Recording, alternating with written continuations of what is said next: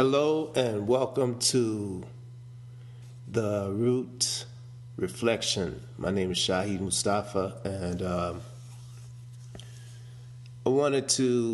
this is my initial podcast of this show.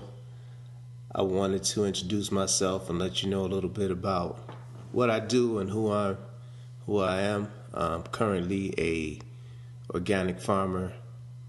I live in New Mexico. I grew up in Chicago. I moved to D.C. for a while, and then I found myself in the desert back in 2006.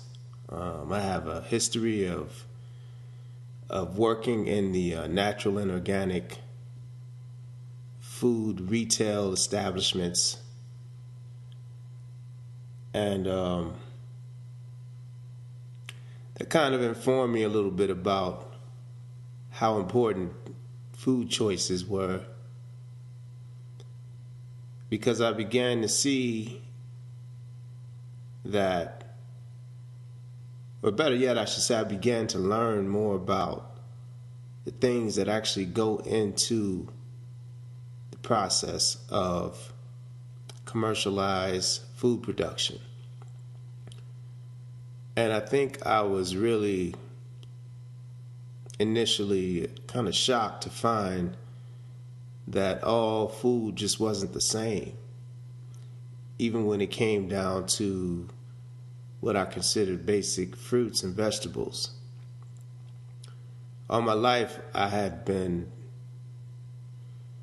kind of exposed, I think, to what is generally accepted as fresh fruits and vegetables, things coming from the local grocery store or what have you.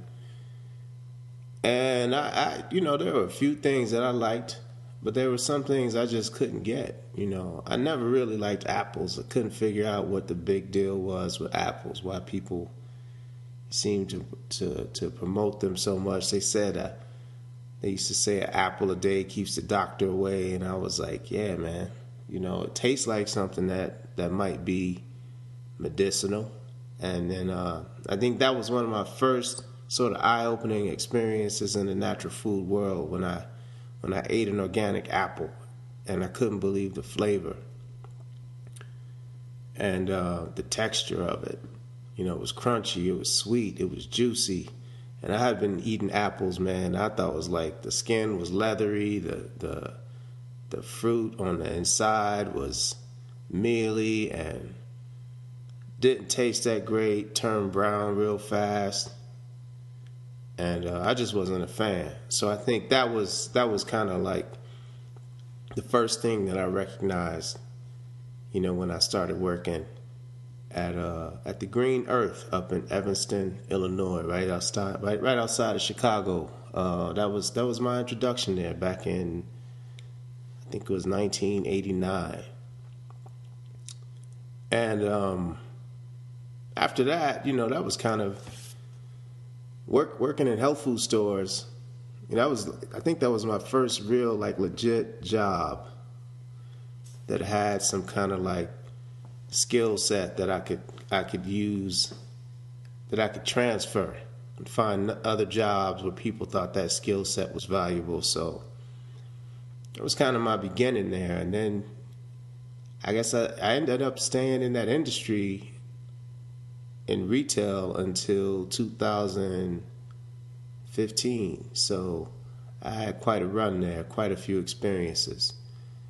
And one of the things that I would say was a constant throughout the time that I worked in the natural and organic food industry was I just didn't really see a lot of people who looked like me in those stores, and I always wondered what was up with that, and if it had more to do with education or people not being aware or people not being able to afford it, and it really just used to trip me out. And so the more I learned about it, I realized that in that sector, we were still, the minority, and it was a trip to me because I felt like the people, for the most part, in that community were really progressive. So I always wondered where the disconnect was. If it was a distance thing, people just moved too far or didn't live close enough to those stores, or you know, it was too hard to travel and shop. And I realized we do that all the time. I remember as a kid, we used to go to in Chicago. We used to have to walk to this grocery store. I think it was called Certified, and we lived on LaSalle Street. I think Certified was on Michigan. And it was like, man, it was a haul. I can't, when I think about it now, I'm like, man, we used to walk all the way over there to the grocery store. You had to take a shopping cart. And it was a real trip. So that shouldn't be, I think, the reason that you don't see as many African and American people at those stores. And now it's way more popular. I mean, everybody knows about the Whole Foods and Trader Joe's and places like that. But back when I started working in those stores, I didn't see a lot of black people shop in those stores at all. And it makes me think about what happens to, the things that I learned about diet and nutrition and preventive health care and the kind of things that you could do to kind of stay out of the hospital, keep from being sick. I learned that in that environment. And I was made aware of things that I thought should be common knowledge. But I realized that you don't really get to learn about things until you experience them. And so a lot of what I guess I'll be talking about is that kind of like shared experience as a person of color working in that environment with progressive, mostly white people. I began to learn a lot about myself, and I also learned a lot about our society and the kind of like segregated culture that we have is really, I think, the biggest impediment to what I think could potentially be greatness, in terms of a society, a country. I know people get upset, if you challenge the greatness, the existing greatness, of America. But what I would learn, over those years was that, there's around something as simple as food, we still hadn't really figured out how to be integrated. And I think it just kind of goes along with how we have grown accustomed to coexisting in this society. So, I'll over time, I guess if this keeps going on, if I keep doing this podcast, I'll probably share some information, some of the information that I've learned about food and health and nutrition, and maybe if people are checking it out, they might pick up on some of the things that I've learned. A lot of people ask me about stuff, and I have to always qualify that, hey, I'm not a healthcare practitioner or a doctor or anything like that. If I have some advice, it's based on something that I learned from working in this industry. And that's all I'm really able to share, is things that I've learned and heard or read or experienced myself or saw some other people experience, and that is, for me, it's really where all of my information comes from. So those are the kinds of things I'll share, and I think probably I'll also share some of the interpersonal experiences that I had, and some of the talk about some of the relationships I was able to develop and form. And hopefully with all of that, this might be something that's a worthwhile listen. So I think that with that said, this is it. This is my introduction. My name is Shahid Mustafa, and this is The Roots Reflection.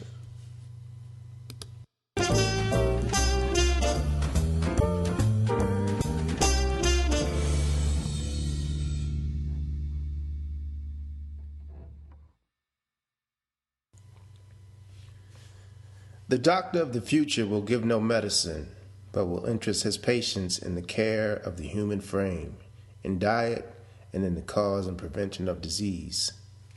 That was a quote by Thomas Edison. I took that quote from this book that I like to reference. It's called The Encyclopedia of Natural Medicine.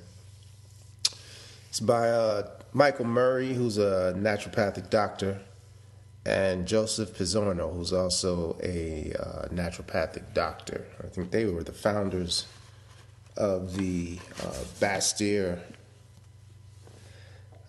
College, which is a naturopathic university or naturopathic college up in Washington, I think. Sorry, I got a little issue with my throat. And so I've been practicing in my own life sort of the natural approach to preventive medicine. I use herbs, I use supplements. I had an incident that happened a few years back, I think, which was kind of a trial and a test for me. But it did, for me, it really kind of validated all of my years of experience and my understanding and belief, what I thought I was following. I had an accident. What happened, I was riding along my bike here in town, and as I was passing a school, this guy was on the roof of a building, and he called out to me to help him, And when I went to ask him what was going on, he told me that he had locked himself. It was a summertime, so nobody was in the school, but he was doing some work in there, but he had somehow locked himself out of the building, and he needed to get out of this gated area. And I don't know how he ended up on the roof, man. He climbed up on the roof and was trying to then climb, in order to get over the gate. He was on the roof, and it was a subroof, so I guess that was lower to the ground, and he asked me to help him. And in my mind, I'm like, well, I don't know what I can do, man. I mean, we don't have a ladder. You on this roof. I said, you want me to call the fire department? And he's kind of freaking out a little bit, and I think what happened is he was afraid that he would get in trouble if they found out that he locked himself out of the building. I think he didn't want to call like the supervisor. So he asked if I could help him, and I'm sitting there, and the cat, he had to be, 280 to 300 pounds easily, and I'm like 100, and at that point I'm like 100, maybe 65, 70 pounds. And I said, man, I can maybe help you climb. There was a way that he could have climbed down from the roof, because there was some, there was a sort of a layout on the side of the roof. It was a wall, actually, and it had holes in it, and it was, he could have scaled the wall, but he couldn't see the holes. So, I don't know. I got down there. I said, all right, man, well, I can try to help you get off this roof. So, he starts to put his feet into the holes, and I tell him, like, just let me guide your foot. if you can just hold on, just let me guide your foot into the hole before you make the next move. And he did it, and success the first time, and then the second time he did it again, and then I guess he I don't know what happened. He kind of panicked, but and whatever happened in his mind, he decided to let go. And all I could see, in front of me, I'm looking up and I'm under this cat, man. I just see this huge butt coming down, it looked like it was just going to envelop my whole head, man. And I just kind of like, thought to myself, literally like, oh, snap, this is it, And so he fell on me, from halfway off of a roof, man, and fell onto me, and I broke his fall on the ground, and the ground was, it was gravel, and I blacked out for a moment. I opened my eyes, and he's standing over me, man, like crying. And I'm saying, like, man, what happened? I didn't know if the cat had, caved in my chest cavity, and, my ribs was broken or whatever. I didn't really feel anything. And he said, your leg. And I looked down at my leg, and my leg, was just not going in the right direction, put it mildly. So, I had apparently damaged my leg. It was obvious, it was shaped like an L going the wrong way, in the way that it shouldn't be going. And the adrenaline had kicked in, and I didn't feel the pain. I slapped my leg straight. I said, no, I'm just going to get up and walk this off. And I don't know what made me think that, but I stood up, and half a second, man, I was right back on the ground. This cat's crying, apologizing and all of this and that. And, and we decided to go to the emergency room, the hospital here, and went to the emergency room, and they, saw me for a minute, gave me a little, temporary cast, and told me I had a sprain, and I needed to maybe see a specialist. So that didn't make sense to me that I had a sprain.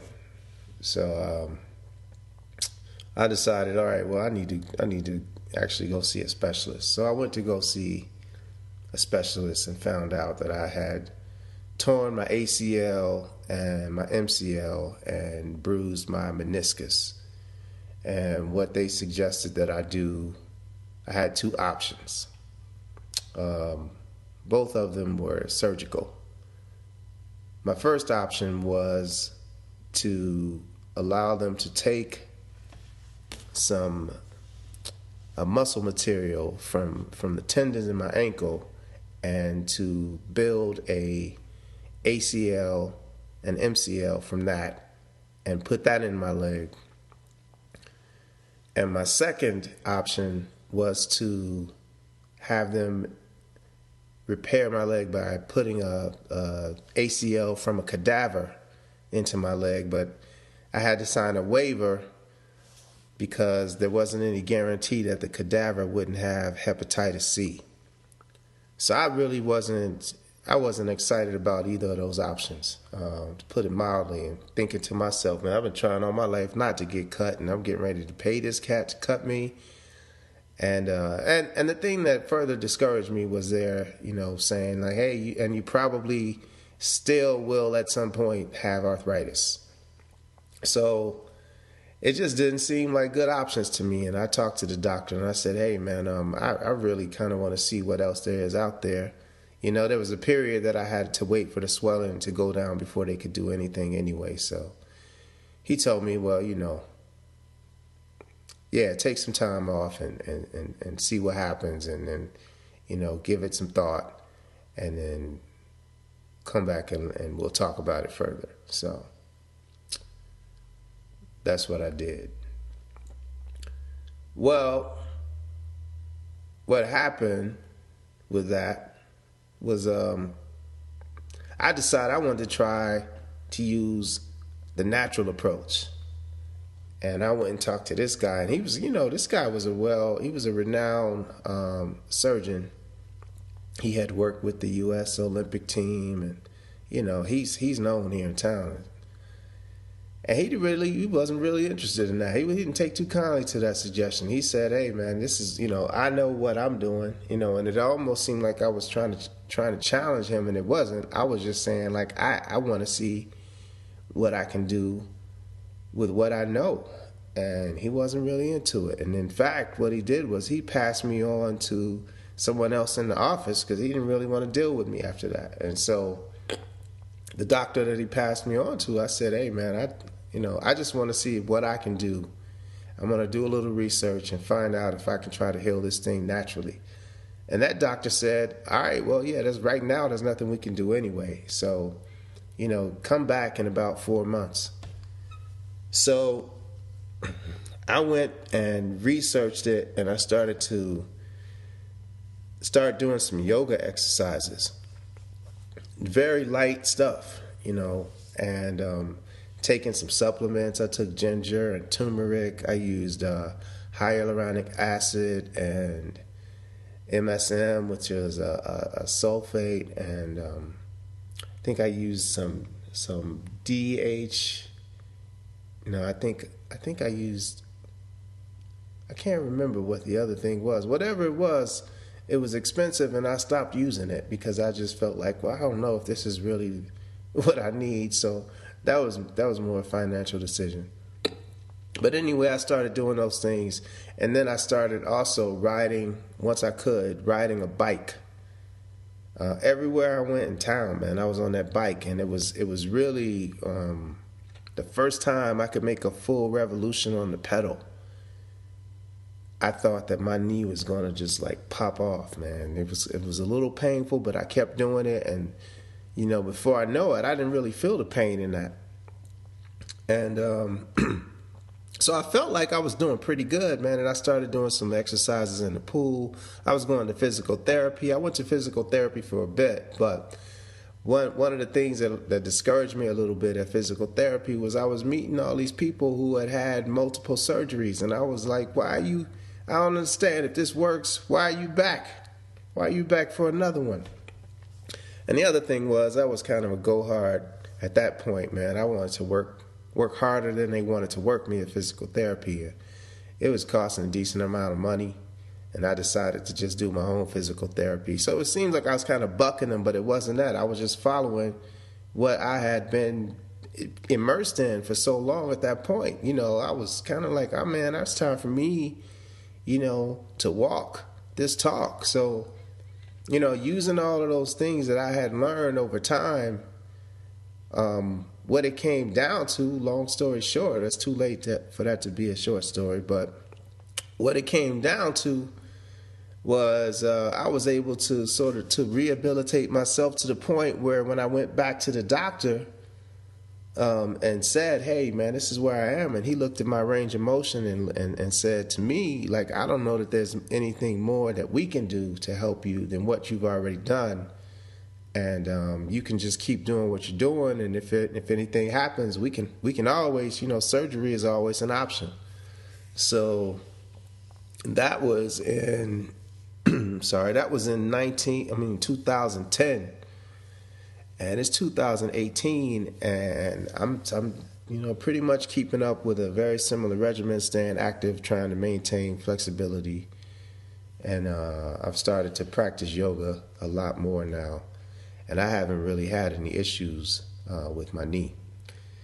So with that said, I mean that to me was that's a blessing, and I think I was empowered with all of the information that I'd gained over the years. And it's one of those times when you kind of are tested. Like, do you really believe what you say you believe? Because this is you, and this is something that could affect you for the rest of your life. What are you going to do about it?